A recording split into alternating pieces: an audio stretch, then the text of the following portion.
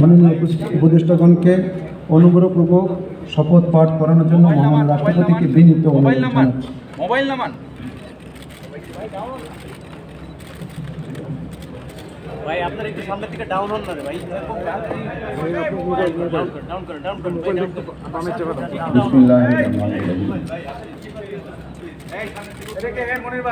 আমি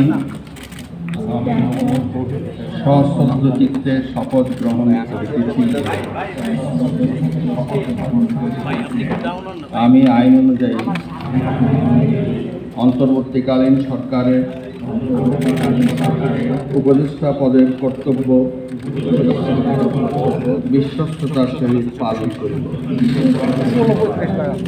আমি বাংলাদেশের প্রতি অকৃত্রিম বিশ্বাস ও আনুগত্য পোষণ করি। আমি সংবিধানের রক্ষণ, সমর্থন ও নিরাপত্তা বিধান করি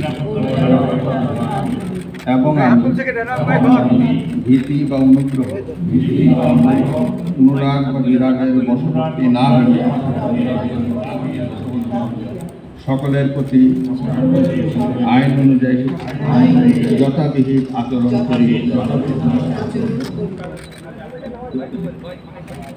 এবার মাননীয় উপদেষ্টাগণকে গোপনতার শপথ পাঠ করার জন্য মহামান্য রাষ্ট্রপতিকে বিনীত অনুরোধ জানাচ্ছি। আমি